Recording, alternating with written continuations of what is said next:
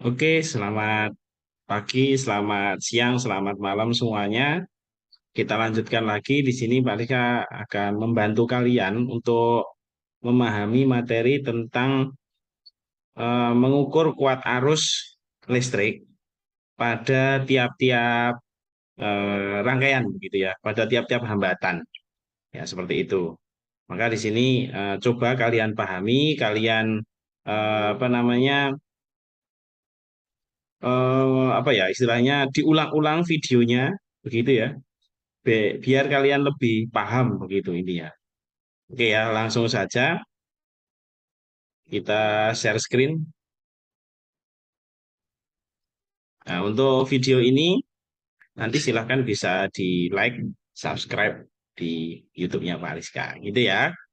Oke, kita lanjutkan. Di sini yang kita bahas adalah tentang mengukur gitu ya, yaitu untuk mengukur kuat arus dan tegangan gitu ya.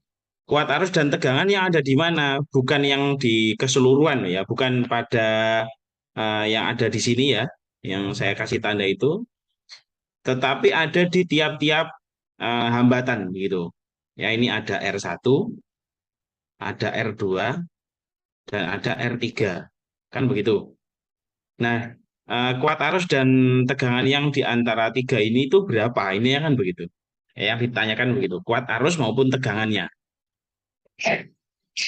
Nah, untuk mengukur kuat arus dan tegangannya, itu perlu kalian pahami, itu adalah tentang persamaan yang harus kalian gunakan untuk mengetahui ini apa namanya persamaan ini, gitu ya. Persamaan yang kita gunakan adalah ini S I P V, ini ya SIPV. Jadi kalian harus memahami di dua dua istilah ini ya, itu SIPV. S itu artinya apa? S di sini itu artinya adalah seri, sedangkan I-nya ini adalah arus listrik. Begitu. Gitu ya, arus listrik. Sedangkan P-nya, gitu ya, yang P ini, P itu artinya paralel,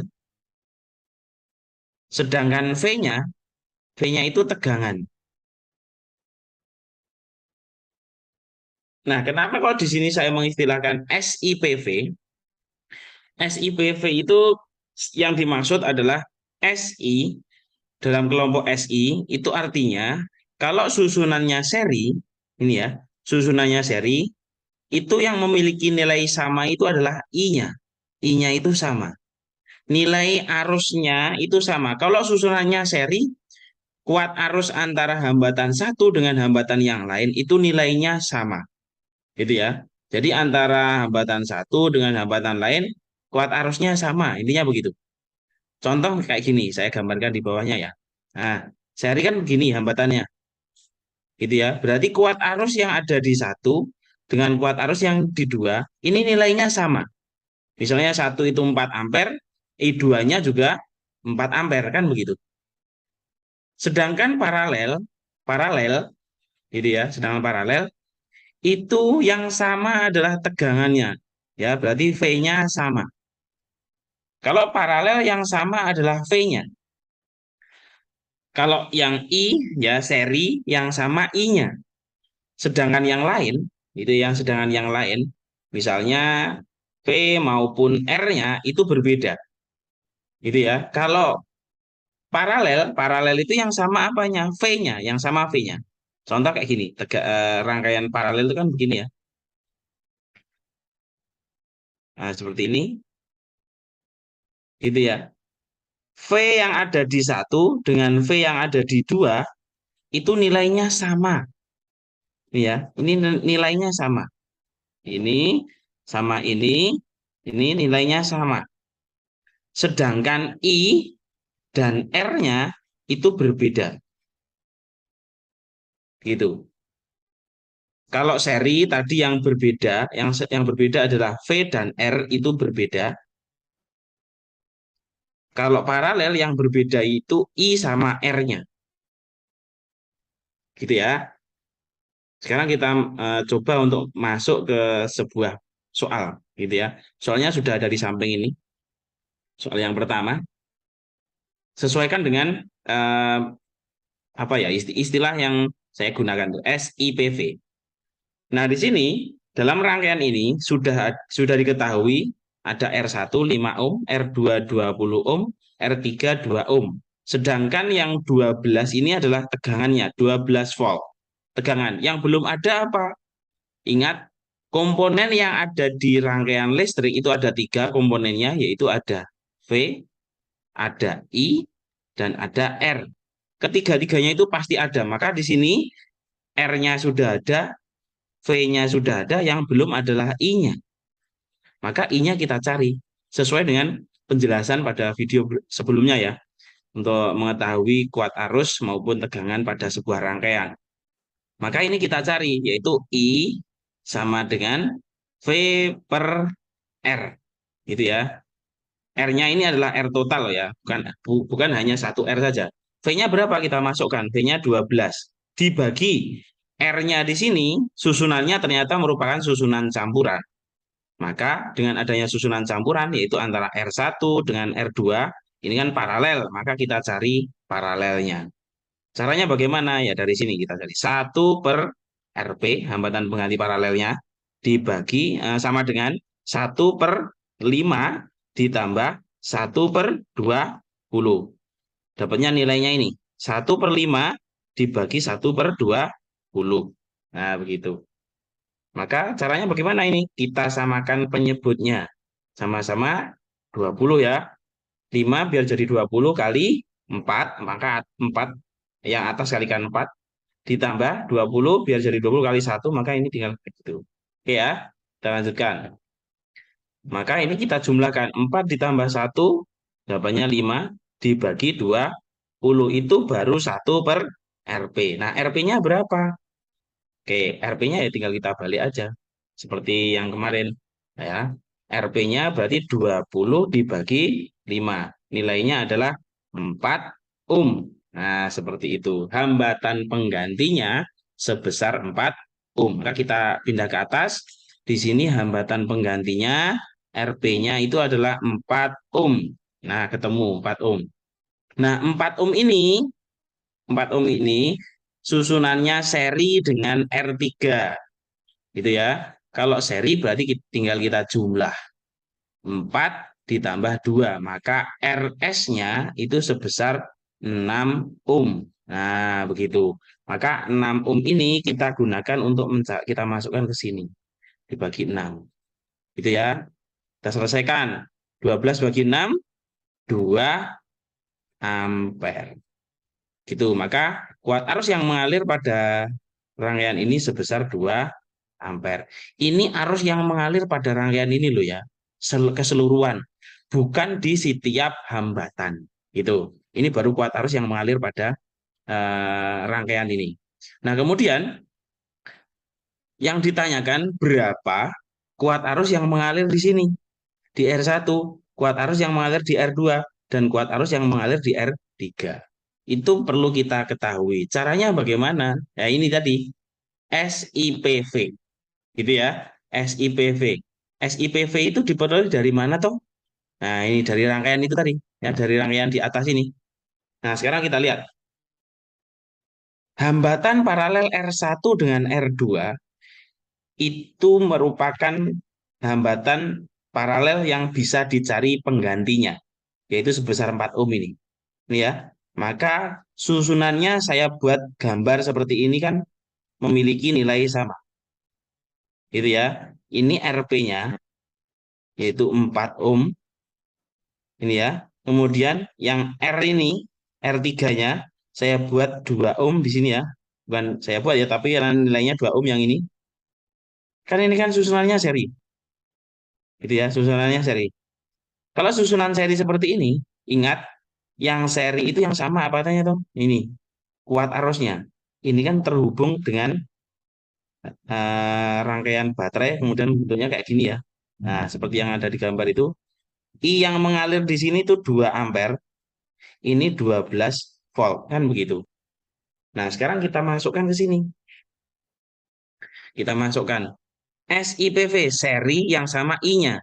Berarti I yang mengalir di RP itu sebesar 2 ampere. I yang mengalir di R3 itu juga 2 ampere. Karena apa? I-nya sama, I1 dengan I2 ini sama. Maka ini karena susunannya seri, maka I-nya sama. R-nya berbeda. Nah, ini R-nya berbeda. 4 sama 2 ohm. Nah, yang belum ada apa? Yang belum ada itu adalah V-nya. Gitu ya. Maka V-nya kita cari di antara ini. Gitu ya. Di antara itu kita cari V-nya. Oke. Yang ini kita cari V-nya. Kita arah ke bawah. V-nya ya. Berarti V sama dengan I kali R. R-nya yang di mana? Ya RP-nya itu bukan R total ya. I-nya 2 kali RP-nya 4. Berapa ini? 8 volt. Kan begitu.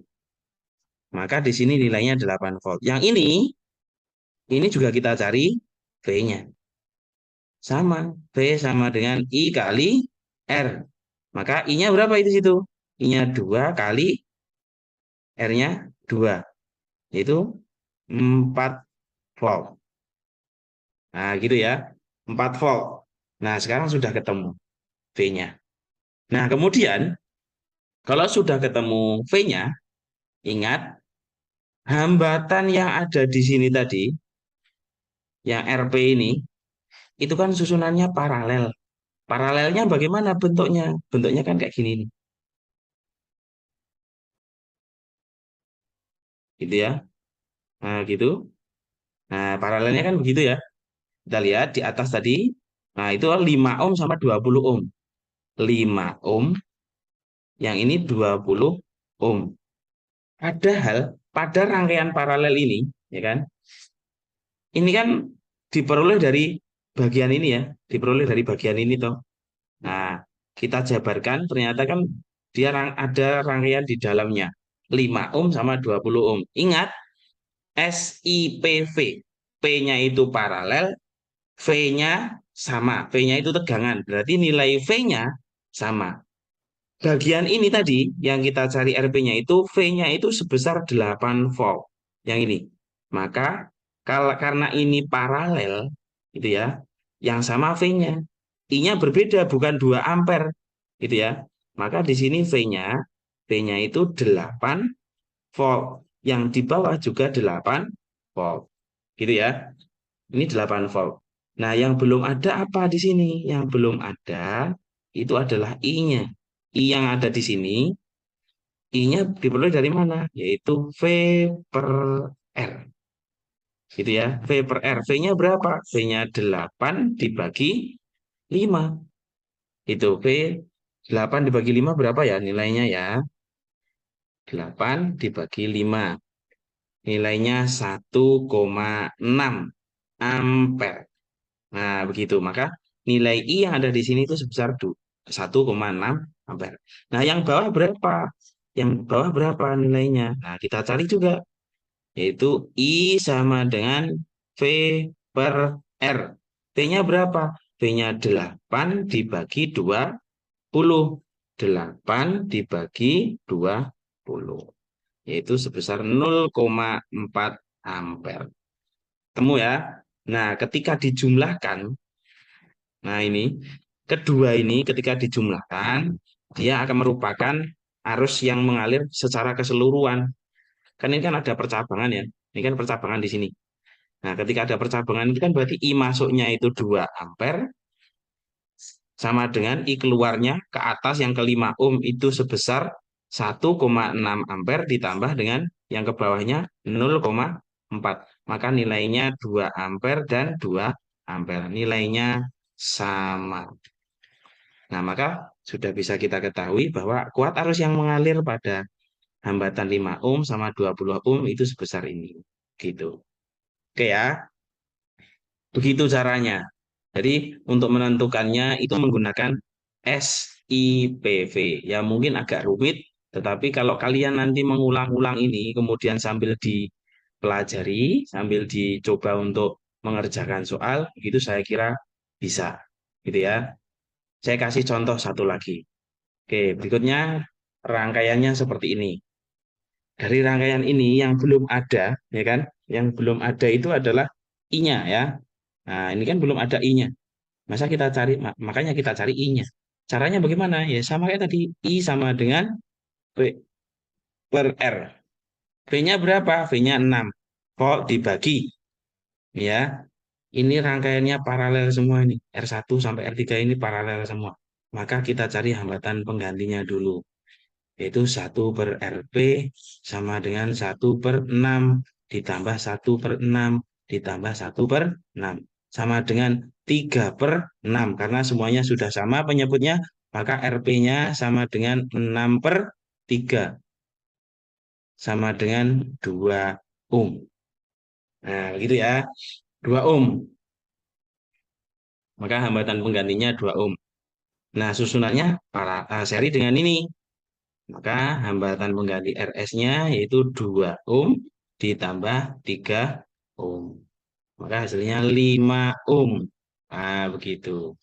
Ketemu 5 ohm. Nah, sekarang kita cari I-nya. Nah, kan RS-nya kan sudah ketemu nih. Kita masukkan ke sini 5. 6/5 itu berapa? 6 dibagi 5. Yaitu 1,2 ampere. Maka I yang mengalir di sini itu sebesar 1,2 ampere. Itu baru yang mengalir yang masuk ke sini loh ya, yang masuk ke sini itu 1,2. Nah, ini ada titik percabangan di sini. Berarti yang ke atas itu nanti berbeda, tengah berbeda, bawah berbeda, kan begitu. Ya, jumlahnya nggak sama dengan 1,2, berbeda. Nah, caranya untuk mengetahui I yang mengalir di sini bagaimana? Kan begitu. Nah, sekarang kita lihat. Kan ada hambatan pengganti paralelnya ini ya. Paralelnya itu kan hambatan penggantinya sebesar 2 ohm. 2 ohm itu kan hambatan penggantinya paralel ini, maka bisa kita gambarkan kayak gini toh. Bisa saja saya gambarkan seperti ini. Ini 2 ohm, yang ini 3 ohm. Kan begitu. Ini ya. Nah, ini saya buat gambar seperti ini. Ini kan hambatannya seperti ini, ya. Nah, ini susunannya seri. Seri itu yang sama apa? I-nya. Berarti I yang mengalir di sini berapa? Kan yang masuk ke sini itu ya. Yang masuk ke sini kan 1,2 ampere. Berarti di sini 1,2 ampere. Yang ini juga 1,2 ampere. Yang belum ada apa? Yang belum ada V-nya. Maka V-nya kita cari. Ini kita cari V-nya. Nah, ini kita cari V-nya. Maka V sama dengan I kali R. I-nya 1,2 kali 2. Yaitu berapa itu? 2,4 volt. Ini pun juga sama, kita cari V-nya, yaitu 1,2 kali 3. Hasilnya adalah 3,6 volt. Kan begitu, ketemu. Sudah ketemu semua ya. Nah, kemudian yang ini, yang hambatan ini tadi, hambatan yang ini, itu kan ternyata terpecah menjadi 3 hambatan paralel. 3 hambatannya yang bagaimana susunannya? Kan begini susunannya. Gitu ya. Nah, seperti ini. Susunannya akan menjadi seperti ini kan. Yang ini ada 6 ohm, ini 6 ohm, ini 6 ohm kan begitu. Nah, 6 ohm ini susunannya paralel. Ini adalah paralel. Paralel itu yang sama apa? V-nya kan begitu. Ini kan udah ketemu V-nya di sini. Kita gunakan V yang ini berarti di sini 2,4, di sini 2,4 volt, ini volt, ini juga 2,4 volt. Yang belum ada apa? Yang belum ada itu I-nya. I-nya itu adalah V per R. Di masing-masing itu V-nya sama, V-nya sama, R-nya kan juga sama ini karena kebetulan aja 6 ohm semua. Maka di sini 2,4 dibagi 6. 2,4 dibagi 6 berapa? Hasilnya adalah 0,4 ampere. Berarti di sini yang mengalir di sini itu 0,4 ampere. Di sini juga 0,4 ampere. Yang ini juga 0,4 ampere. Ketika digabungkan, dia akan menjadi, nah ini ketika keluar ke sini ya, kan digabung, ini kan titik percabangannya kan di sini. Atas turun ke bawah, tengah masuk, yang bawah naik ke atas, ketemu di sini. Penjumlahan dari ketiga ini, maka jika dijumlahkan 0,4 ditambah 0,4 ditambah 0,4 hasilnya 1,2 ampere. Maka nilainya sama. Nah, seperti itu. Itu ya. Itu caranya ketika kalian gunakan untuk mengetahui kuat arus yang mengalir pada tiap-tiap hambatan. Seperti itu. Gitu ya. Nah, untuk yang di nomor 3, yang di R4 bagaimana? Nah, yang di sini berapa nilai I-nya? Gitu ya, karena dia rangkaiannya seri dengan ini ya. Nah, ini I-nya kan sudah ketemu nih. Nah, ini nih. Kan di sini nih. Nah, ini ketemu I-nya. V-nya juga sudah ada. Maka tinggal kita berikan aja, berarti I-nya itu 1,2 ampere. V-nya berapa? V-nya 3,6 volt. Kan begitu. R-nya sudah ada itu 3 ohm. Kan begitu. Gitu ya. Silakan diulang-ulang. Kalau masih belum paham, silakan tanya sama Pak Rizka. Saya beri aja. Gitu ya. Oke. Nah, berikutnya kita masuk ke energi listrik. Energi listrik ini itu digunakan untuk menghitung menghitung biaya, gitu ya. Biaya penggunaan listrik tiap bulan. Ya, itu ya, tiap bulan. Bahkan bisa kita hitung setiap harinya, gitu ya. Caranya bagaimana? Ini persamaannya. Energi itu simbolnya W, gitu ya. Sama dengan daya listrik, P kali penggunaan waktunya. Jadi misalnya listrik itu kan punya apa ya istilahnya, di peralatan listrik itu kan ada dayanya sudah tertera. Apalagi di ini apa namanya, di lampu atau apa begitu ya. Nah, W ini biasanya punya satuan watt. Yang ada wattnya, ada tulisan watt begitu, itu adalah daya listriknya. Sedangkan energi itu satuannya joule. Itu energi yang dikeluarkan pada peralatan listrik gitu. Sedangkan T itu adalah waktu penggunaan. Waktu penggunaan. Nah, waktu penggunaan biasanya penggunaan itu satuannya jam gitu ya. Misalnya kalian menggunakan lampu berapa jam gitu ya. Kalian nonton TV itu berapa jam, menggunakan kulkas 24 jam sehari ya kan, full ya, full itu kalau di kulkas gitu ya. Nah, kita masuk ke soal. Yang penting ini ya, persamaannya ini yang penting, karena untuk mengetahui energi energi listrik itu digunakan untuk mengetahui biaya penggunaan listrik tiap bulan atau tiap hari. Itu. Contohnya, kita langsung ke contoh soal ini.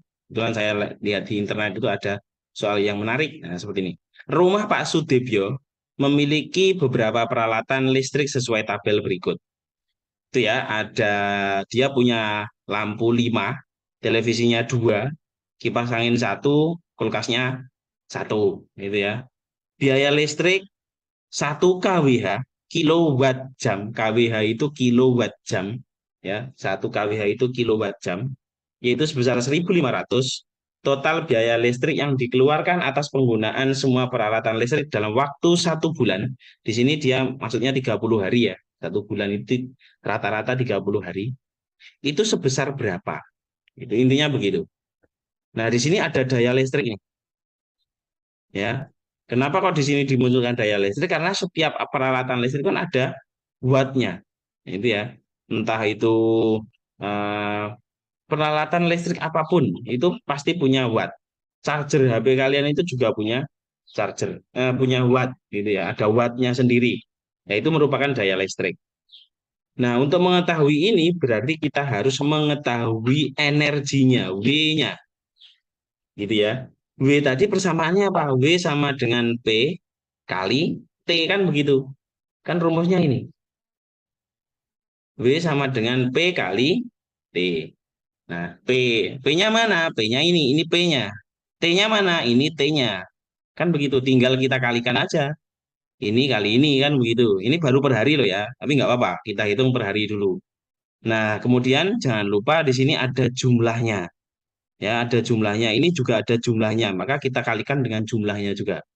Sekarang kita masukkan ya. Berarti ini 5 kali 25 kali 14. Nah, ini penggunaannya.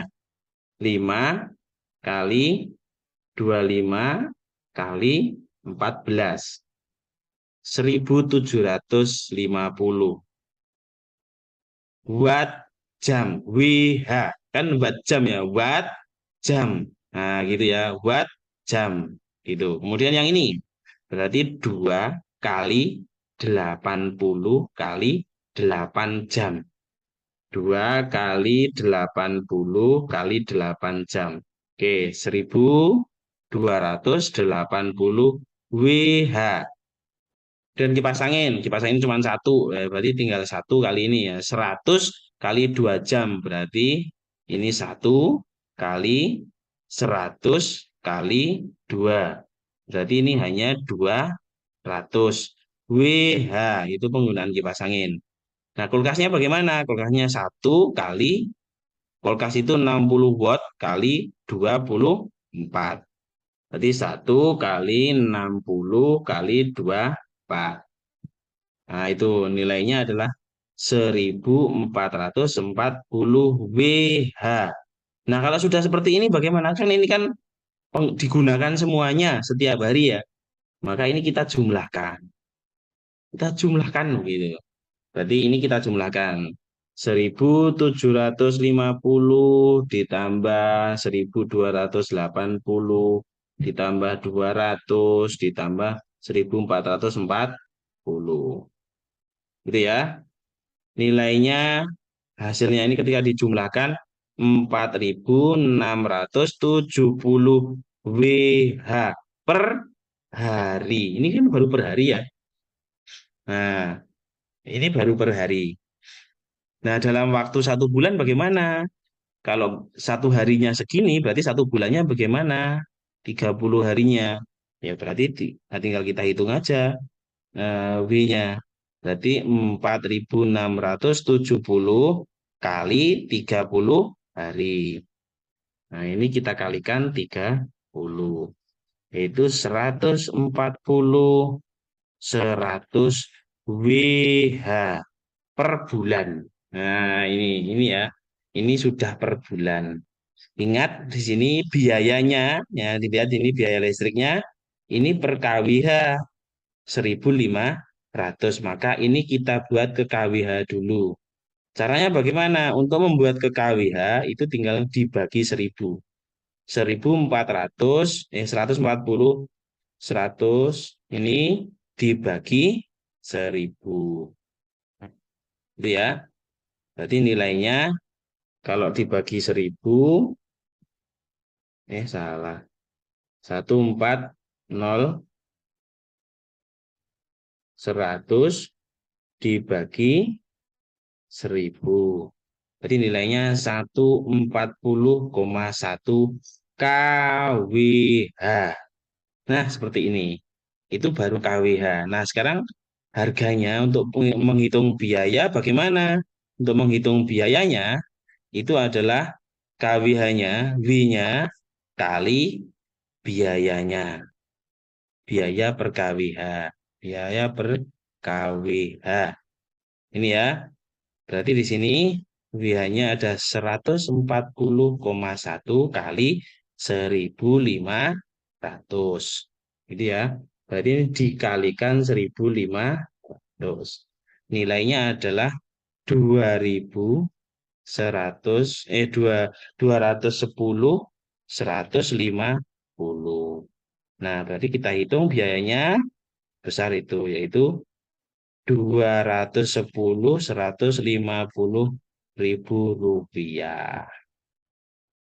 Nah, maka jawabannya yang mana? Jawabannya yang A. Seperti itu. Jadi tinggal dikalikan aja ya. Cukup mudah gitu ya. Jadi untuk mengetahui ini tinggal kalian kalikan aja semuanya. Kemudian dibagi per KWH-nya ini 1000 ya. Dari WH menjadi KWH yang ini itu diubah menjadi atau dibagi 1000. Seperti itu. Baru dikalikan biayanya. Ketemu deh. Nah, nanti kalau misalnya di rumah kalian cari tuh biaya per bulannya itu berapa kalian menggunakan listrik yang ada di rumah. Gitu ya. Oke. Terakhir untuk materinya tentang cara menghindari penggunaan listrik atau cara mencegah penggunaan listrik yang baik itu bagaimana? Seperti itu. Yang pertama nih, jangan menggunakan steker yang bertumpuk seperti ini. Ya, sangat berbahaya karena apa namanya?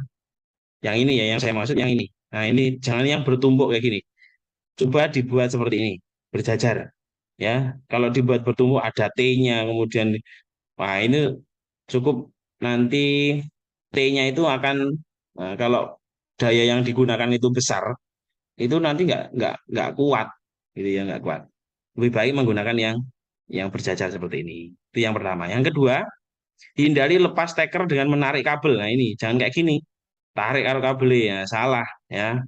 Sesuaikan dengan pegangannya gitu. Hati-hati ya, tapi hati-hati. Kemudian yang berikutnya, sentuh alat listrik, hindari sentuh alat listrik saat tangan basah ini. Ketika tangan basah ya jangan mencopot aliran listrik ya. Bahaya itu langsung kesetrum itu. Tuh. Dan berikutnya, hindari bangunan yang dekat jaringan listrik, apalagi yang berhubungan dengan sutet, saluran utama tegangan tinggi itu sangat berbahaya, gitu ya. Itu kalau pada lingkungan. Hindari nyalakan api dekat aliran listrik, ini juga nggak boleh. Itu juga bisa menyebabkan terjadinya kontak listrik, gitu ya. Maka ketika ada misalnya bakar-bakar gitu ya, jangan dekatkan dengan colokan gitu ya. Kemudian hindari main layangan dengan dekat jaringan listrik, ini juga berbahaya. Apalagi misalnya senarnya itu ada senar yang biasanya digunakan ada senar gelasan itu ya. Nah, itu berbahaya sekali itu kalau misalnya nanti bisa mengalir listriknya bisa kesetrum itu. Kan gitu. Itu ya. Nah, saya kira kalian bisalah mengetahui cara istilahnya cara mencegah atau upaya-upaya untuk mencegah penggunaan listrik yang baik itu seperti apa gitu ya. Nanti silakan bisa kalian cermati. Oke, mungkin itu saja yang bisa saya sampaikan terkait dengan ini. Coba kalian ulang-ulang terus ya. Kalau kalian belum paham, silakan diulangi, dipahami pelan-pelan. Kalau masih belum paham, Jabri Pak Rizka. Itu saja. Selamat pagi, selamat siang, selamat sore, selamat malam. Assalamualaikum warahmatullahi wabarakatuh. Dadah.